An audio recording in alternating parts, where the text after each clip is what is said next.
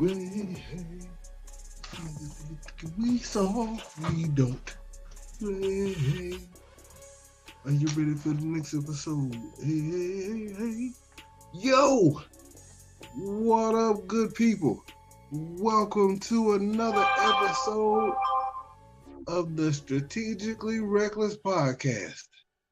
Excuse that.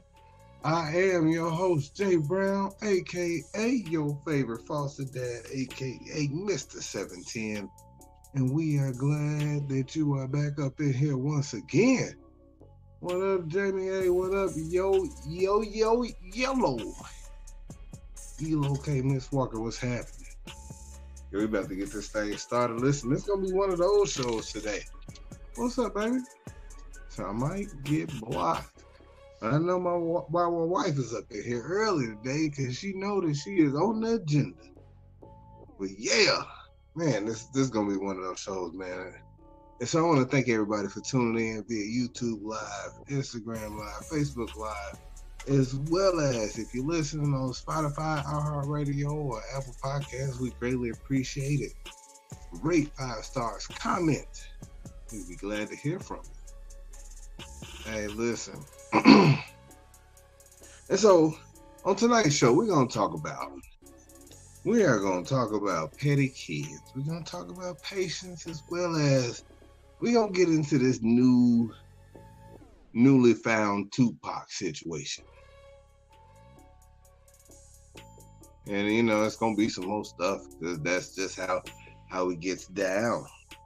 But look, before I get into this, I had talked about this last episode, and I was going over some foods that I could not see myself purchasing from a restaurant.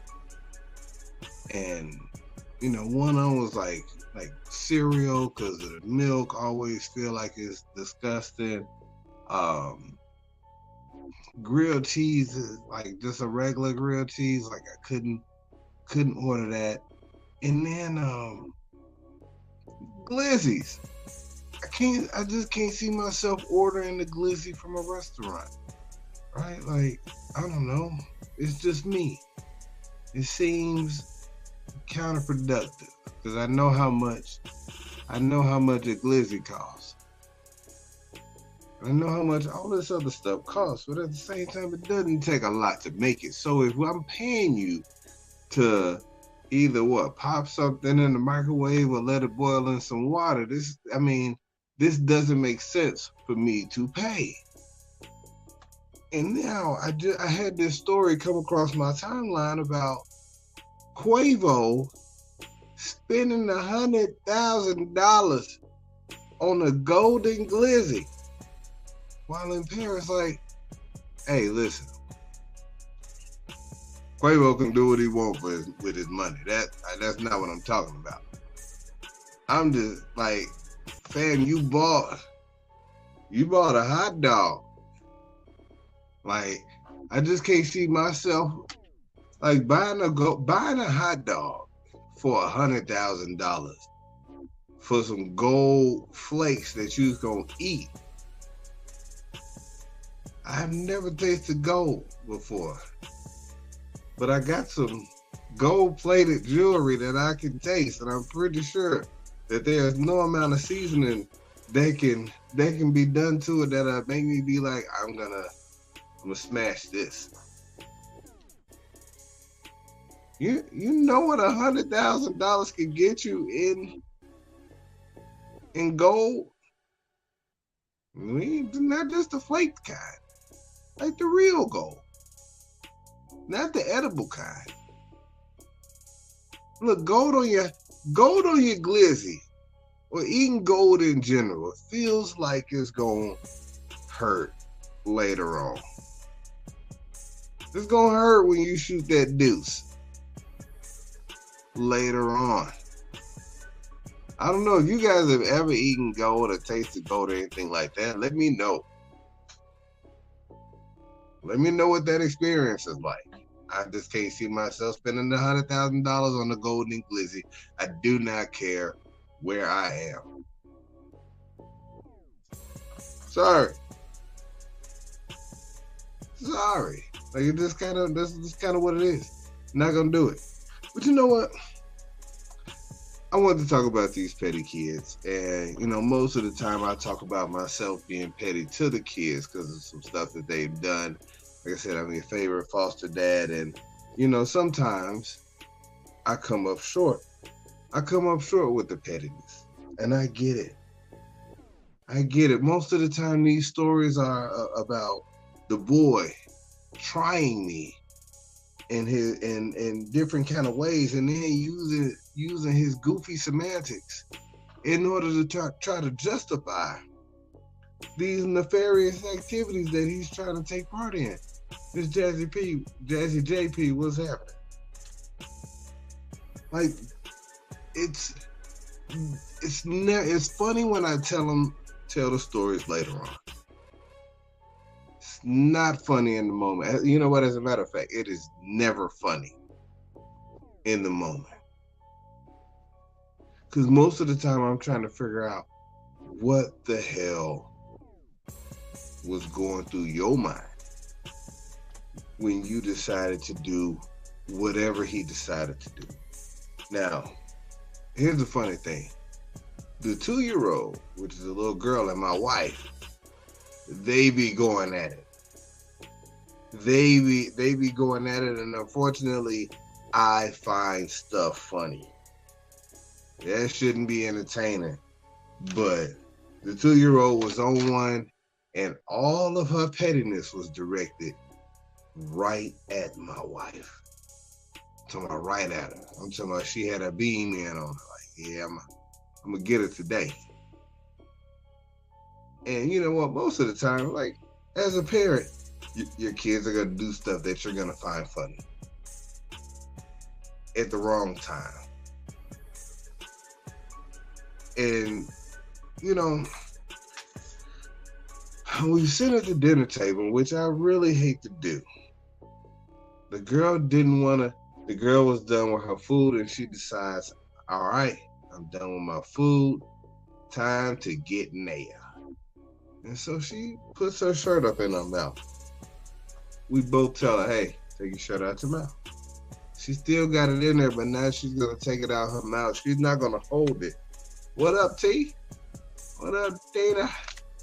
She's not going to hold it. She's just going to let it sit in her mouth and then let it fall out by itself. Whoa. You know what we saying. Take the damn shirt out your mouth. She finally lets it fall out of her mouth. But she wasn't done. She was open for business in the worst of ways. Like, yeah, it's petty to let the shirt fall out your mouth real slow. Intentionally. It's another thing that she knows that my wife hates when they say, eat. I want to eat. She hates that.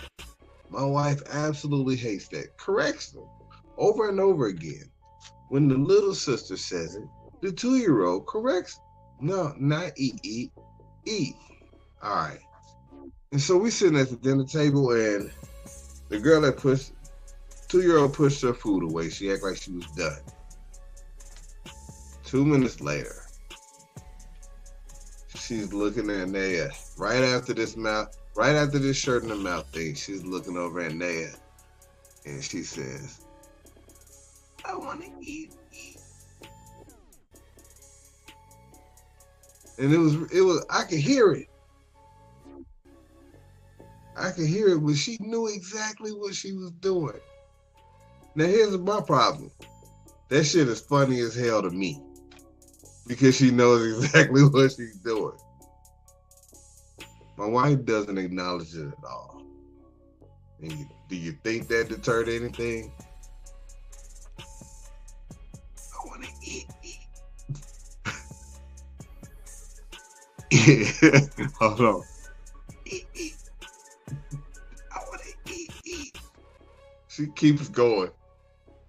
I'm sitting over there dying laughing and trying not to laugh out loud because the boy will feel like, all right, there's a chink in Mr. Jason's armor and now I can take advantage of it.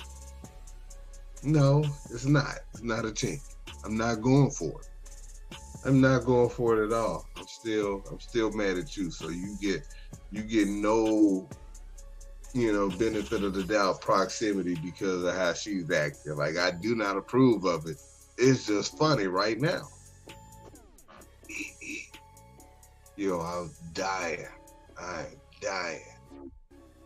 What up? AF Rich Chalk Drop. Africa Drop. There we go. What's happening? But yeah, like, she was testing in a different kind of way. And I feel bad because I found it hilarious. Shouldn't have been funny, but it was funny to me. My wife's patience right then in that moment was at an all-time high. Mine is usually not. Like, I feel like I'm one of the more patient people that I know. But at the same time, I can say that, and then I have so many things that test the patience in the worst kind of way, in which it makes me be like, hey, I'm about to have a problem right now. This is not fixed.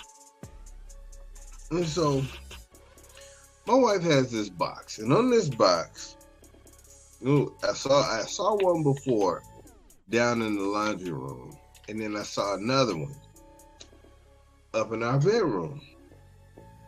Now, what I saw on this box said 3D MAGN. That's what I saw. 3D MAGN. That's exactly what I saw right there. Now, I didn't know what the hell was going on. I don't know what they are, but I see the font. You see the font, right? You see the font. The font and the color of the box is what I got a problem with. Not that she got this box, but I got a problem with the color of the box. And for the people that's listening on iHeartRadio or listening and not able to see me, the box is black, gold, with big white letter. It's block letter in the wrong font. Now here's the problem with the font. I saw this box behind. Yeah, you see, I'm holding it up right now. You see that box behind a cup, and all you see is 3D MAGN. Oh hell no! Oh hell no! It looks like a box of rubbers. I don't know what's a 3D? What's a 3D rubber? This is what we doing now? We out here with 3D rubbers. That's what we doing. Because somebody got the nerve to put a cup in front of this. Now it look like somebody out here with 3D magnums. Like, what is going on? What's going on here? Why? Who got a 3D dick to put in it? That's the question that I got. And why do you need these? You need special 3D magnums in order to get in the Pound Town? No, nope. I mean, I looked at the box and I saw what I saw. I didn't see mink lash. I ain't see none of that. None of that. Nope. Didn't see none of that. But what I did see was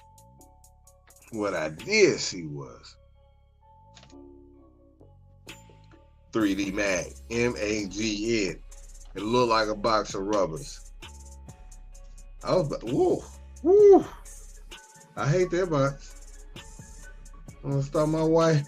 I almost thought like, and you know what? Here's the problem. I had so many questions when I first saw it because, I know that there's different kinds. Like, I've heard of most of them. Like, I heard of ultra strength, ultra thin, ribbed, raw, fire and ice.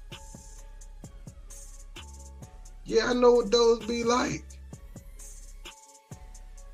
I ain't never seen one that had 3D on it. Hell, no, I ain't seen that. Shit. I lost it like for a quick second. Like, what the? Like that, just that quick. And the box is empty too. So I'm like, oh, hell, man, 3D. Oh. Hey, if your woman out here getting 3D ding-a-ling, listen. Break up, fam. It's over.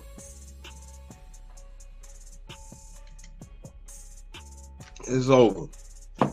But I'm glad I was patient enough to look at the whole box before going and saying something to her about it.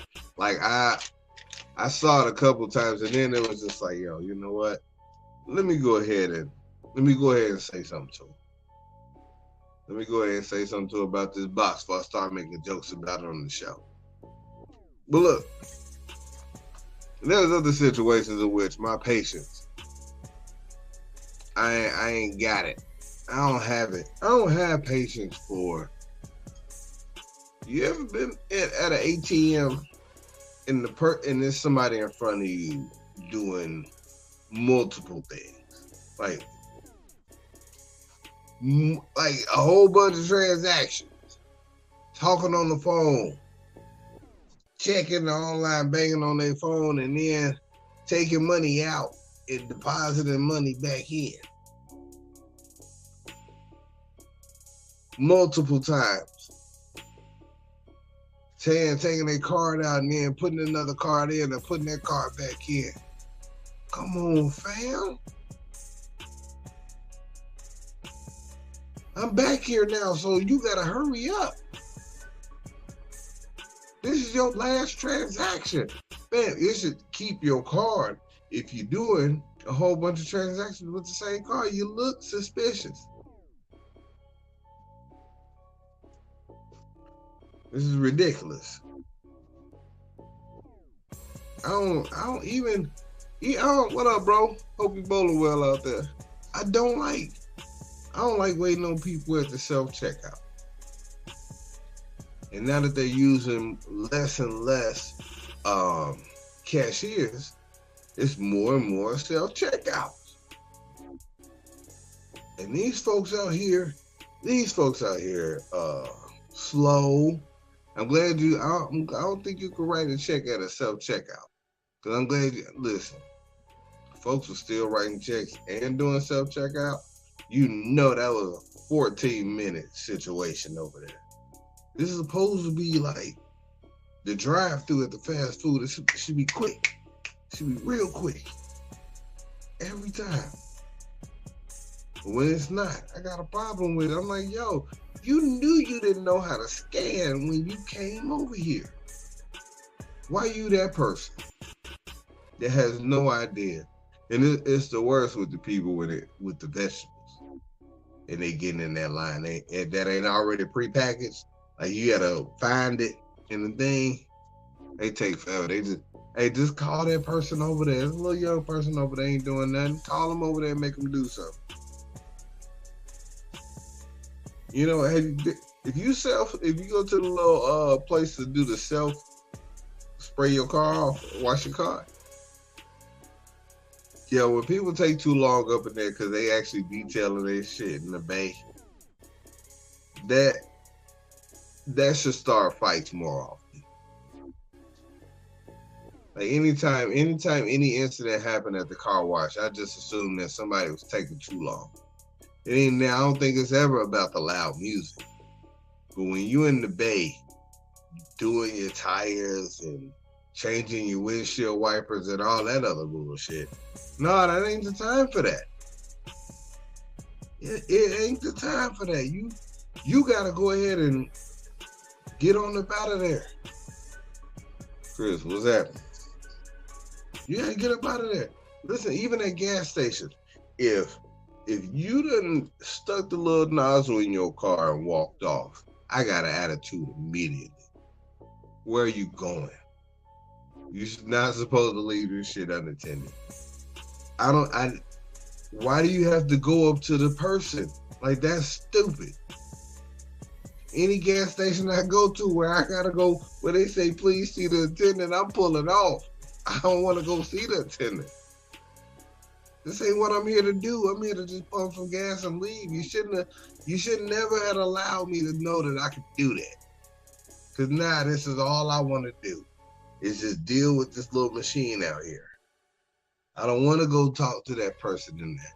I don't want to go give him no cash and then have to go back in there. I don't want to do none of that. I just want to, boom, pull up to a pump, pay, pump my gas, and leave. That's it. Anytime I sit there and I'm waiting on people, I feel like it takes them too long to pump gas. Like, you knew you was only gonna put $4 in there. Why is it taking so long for you to pump gas? Inevitable. What's happening? It's taking you way too long to pump gas. It's taking you way too long to pull off from the pump after you done got in. Like, what are you doing? I hope nobody that's listening to this right now is that person they get back in their car and send off a text message before they pull off. They got to check their Facebook before they pull off. Put your damn seatbelt on and drive off. You're done. Why are you holding this pump hostage at this point? That don't make sense to me. Also, same thing when people in parking lots, when they go get in their car, look, you got about 45 seconds to turn on your car and pull out. That's a lot. This was closer to about 20. Like, in 20 seconds, if you can't put your seatbelt on, start your car up, check to see if I'm still back there, and then pull out, we're going to have a problem. Like, I'm going to be sitting back here like, what are you doing? You trying to pop off a text? You trying to put something in your GPS? Damn. Do that shit after you get out the parking spot. I don't like it. It feels like I put a timer on everything. I feel like I put a timer on everything and everybody, but I'm still the person that show up like right on time for shit. Maybe a little late sometimes. Sometimes. But I don't like none of that. Listen, I like to go on cruises, right? The time that it takes for them to, when you get on the boat and you leave your bags with these people, the time for it take for them to put them bags in your room, that shit feel like it take forever. I'm like, yo, we almost to our destination. What's taking so long for them to bring our stuff up here? Like, I know it's thousands of people on these cruise ships, right? Hey, listen. Let me just take my own stuff to my room. And we'll be straight. I ain't gotta wait for all that. 25 seconds for single people, 1.5 minutes with kids. Listen, I be feeling bad when I'm at the daycare and I'm trying to get the girls put in the car by myself. I know I'm a little slow with that, but they just gotta wait. They give me props for doing it as fast as I'm doing it because I'm a dude. Hey, that's what I'm talking about. You know who else has lost patience though? It ain't WNBA players. They over everything now. They tired of being paid less than NBA players. And Lexi Brown of the Los Angeles Sparks is over her character on NBA 2K24. Now, for anybody that don't know Lexi Brown went to Duke. It said plays for the Sparks, but she is super unhappy with her graphics, with her face scan. Now, if I'm being 100% honest, Lexi Brown, She's cutie pie. And I'm not even saying that for, like, I'm not even putting that, hey, yo, she's cute for a WNBA player. She's cute for real. But, hey, if you saw what they put as her character on the video game, I'd be mad too. I have an attitude with that. I definitely feel some kind of way because there's no way that you can look at me and look at this and be like, yo, this is the same. I tried to get close. Now, I get it. Depending on, here's a messed up thing. Depending on the nationality of who made it, who is in charge of the graphics, that can play a part. Now, I'm not saying that we all look the same, but when I was over in South Korea, my students, random strangers on the street, called me everybody from Shaquille O'Neal to Barack Obama. Now, you tell me. Right. Yeah. And so if she gets put up there and she's out here looking like she's a pretty girl, but they got on a video game looking like looking like Mario Chalmers, this is a problem. This is a problem. Because she's like, yo, I don't look like him. I don't look like this. And I don't know how many other WNBA women is going through the same thing. I guess I could turn on the game and see what the characters look like in comparison to who they are in real life. That might be something I do one day when I get real bored. But you know what was weird back in the day when we was playing like March Madness on Sega, which the graphics were much worse than they are now. We knew exactly who Corliss Williamson was. We knew exactly who Ed and Charles O'Bannon was on that basketball game. And so, you know, they got me to thinking, like, would I rather have my ratings be on point or have what I look like be on point? I mean, it's always going to be like your character is always going to be a little video gamey, so it's not going to be exact. But you want it to be close. Like, you ain't out here trying to pull people based off of who your video game character looks like. But you can't have it look like my video character, if it looked like Flavor Flav, I would be offended. Just kind of how this happened. Like, I would be super offended if my character looked like Flavor Flav.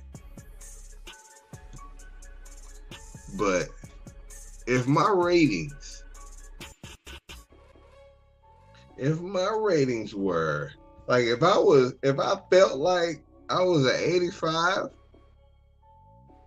and they had me rated as a 67, I would have a big problem. Like, do I suck for real? Because I know that I'm as good as these other people that y'all got rated as 85. Why y'all got me as a 67? We got to talk about this. Let's have a powwow. Left hand rookie, my brother Julian, said it's the ratings for him. So yeah, he wouldn't be wanted to be rated as a 63. Like, for the basketball players that do have that ranking, that rating for real. Like, you can always say, hey, at least I'm on the game. But, like, I get it. Not everybody can be 99.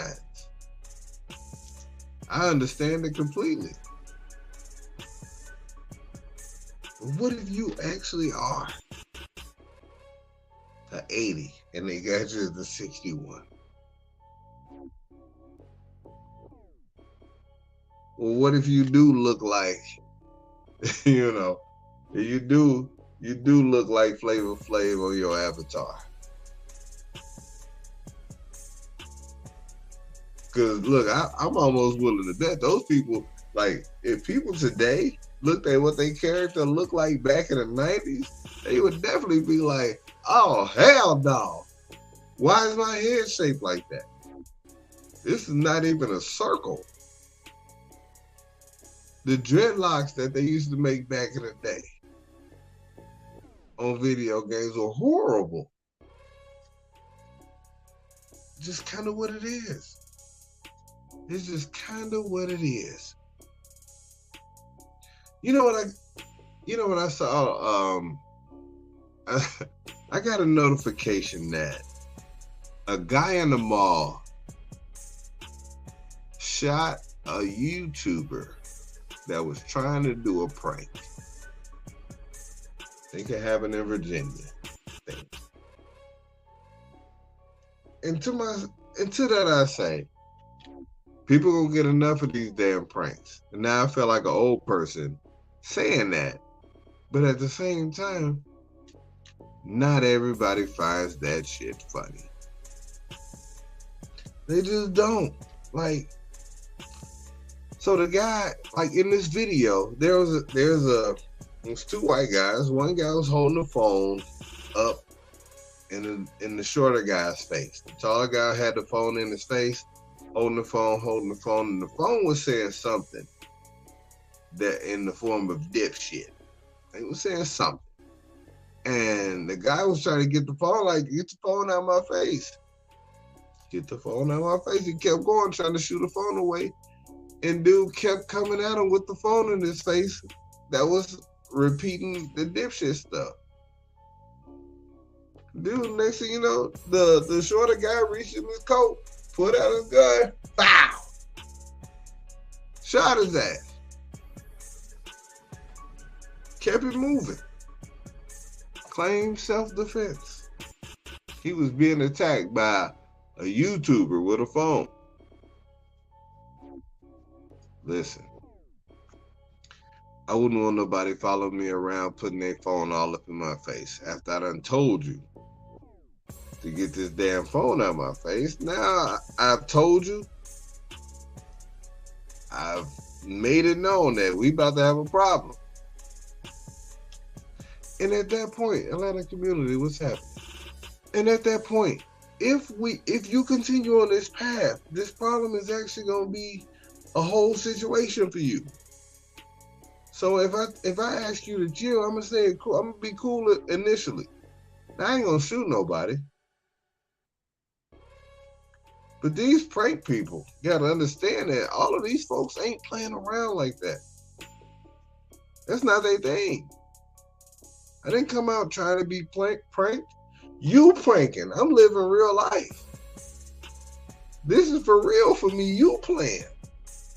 I'm not playing. You play with the wrong person, you can get your ass shot.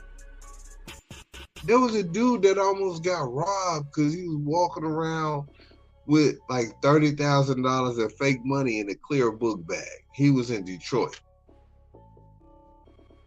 And he walked up on this cat.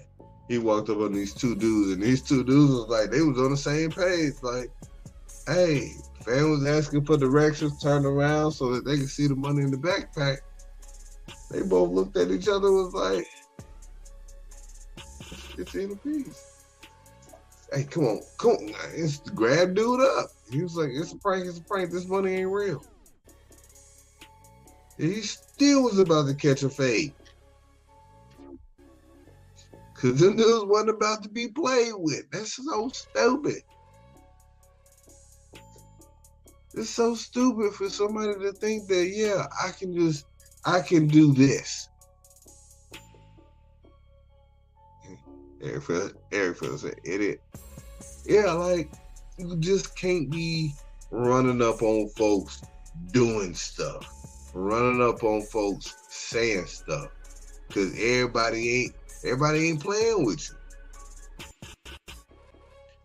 The dude, it's a light-skinned dude that be going around with his hand up to his head, talking about, you heard what I said. I take shorty girl. You heard what I said. And then he be like, oh, it's a prank, it's a prank, it's a prank. Well, fan done got punched hard.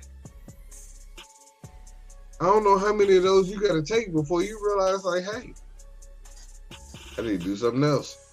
This one, and this ain't worth the whole viral clip. I'm going to go viral for getting punched in my stomach hard. That's a problem for me. Now, you know what?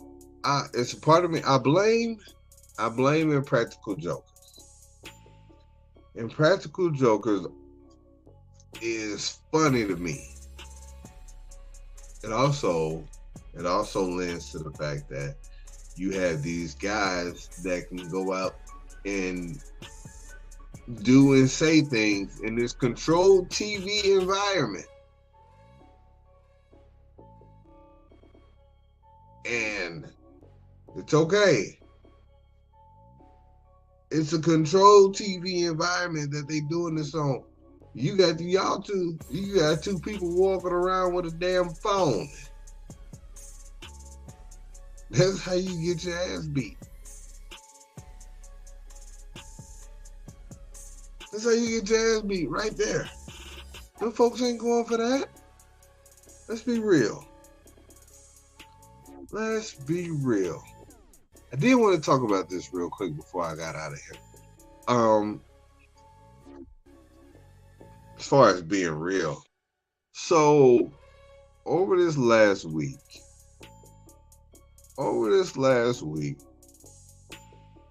you know, we all got the news that we have Tupac's murderer is being brought to justice. And as I'm hearing this, I'm thinking like, all right, I just saw in one of these streaming services that there's a Tupac documentary that's coming out. All right. 2 days after that, you know, the news of we have found Tupac's murderer. Now I'm thinking that it's some breaking revelation. It's some new dude that they done pulled out the woodworks. We done found him. I'm sitting there and I'm listening, and I'm hearing different things. I don't know the whole story, but I'm hearing different things. And I asked my wife today, I was like, they talking about Keefy D? This dude right here? It's been almost 30 years. This dude right here that's been in the movies, that's been doing interviews since the 90s? That dude? This who you talking about? There's a part of me that's like, that ain't real.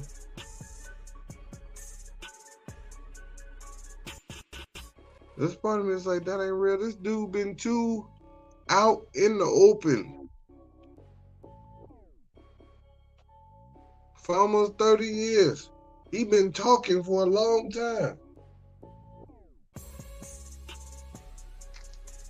Why is it real today? Shouldn't they say he ain't dead?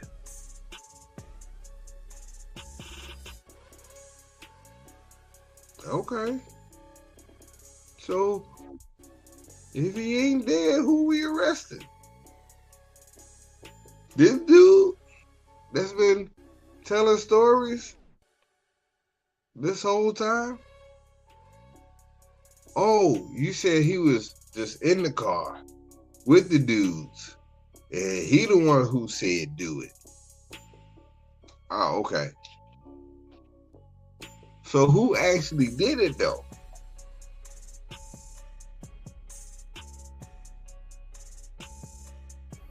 You're not gonna. I don't understand. I don't get it. This dude been walking and talking for a long time.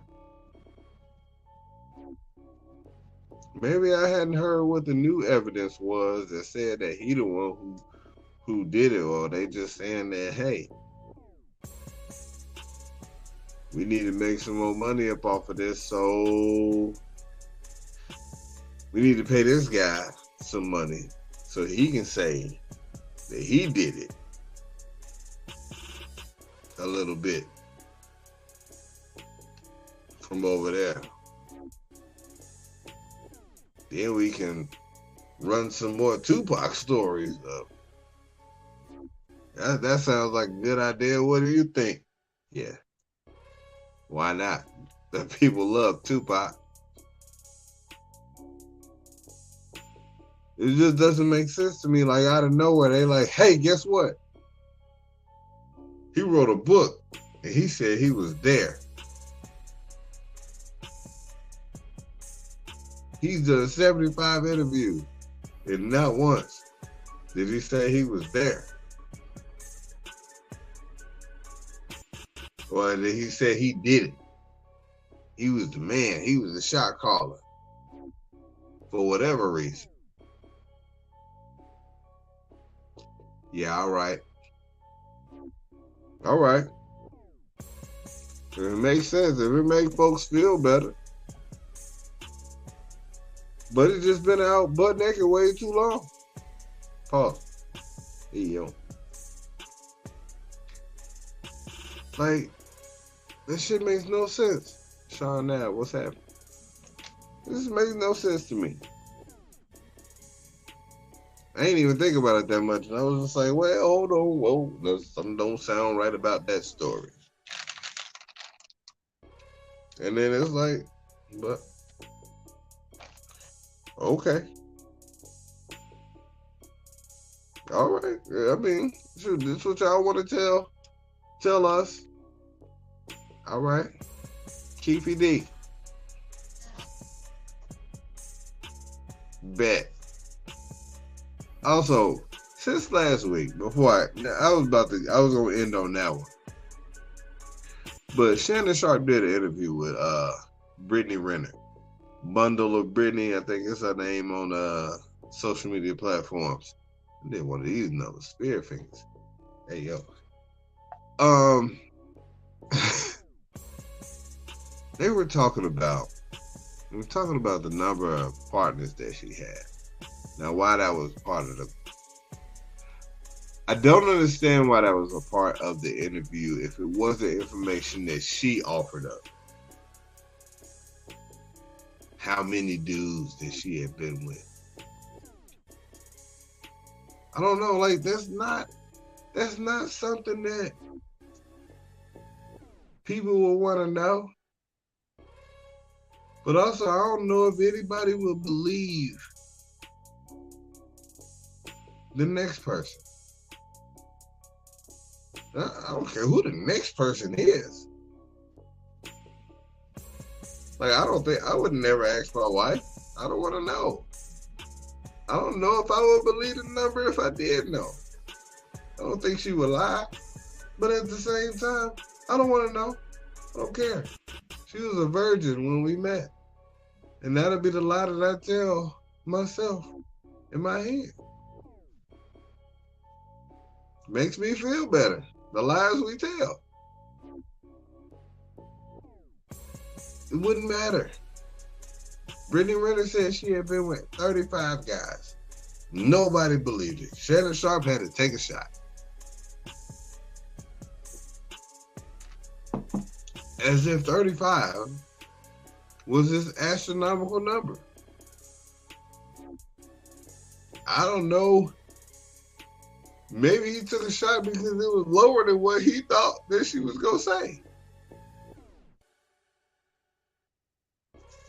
I don't know. I just saw the interview. But nobody really wants to know. That's something you ask when you're like 17. Like, how many times When you in your 30s, we just look at the timeline.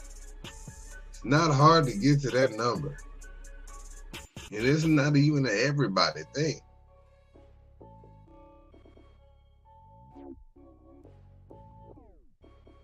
I'm just saying. Let's just say we ain't even on no whole stuff. But let's just say if you started at 18, if you had one, now let's say you had two, then let 6 months pass. All right, because that's plenty of time for people to do the whole Steve Harvey 90-day thing. From 18 to 30, that's 12 years. We do two. If you do 2 a year, that's at 24. Now, let's just say you have a phase within them 12 years, which phases happen. I'm just doing the math. We had 24 by accident. Hey, we had 24 by accident. At 2, that's modest. Now, that's a modest number. For a single person that's just dating, not tied down in that way. Oh yeah. Oh yeah. People might have 12 boyfriends in that time. But them the ones that you only, like, they don't even count. I'm not going too hard into that because that boy math, girl math thing got out of control. And that ain't what I'm here for.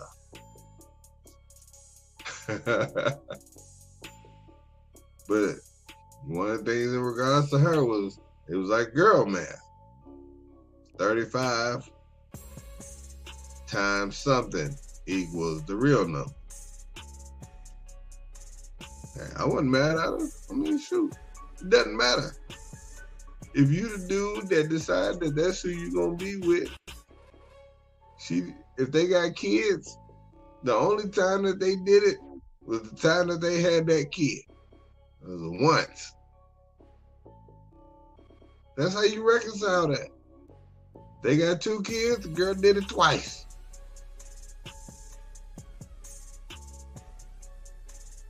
In her whole life, that was it. None of it really matters. No, you don't want to know where she learned that trick from. You don't want to know. You just assume that one of her homegirls told her about it. Save yourself the headache, fam. But look, good people, let me get on up off this thing, y'all. I enjoyed talking to y'all this evening. Let me see.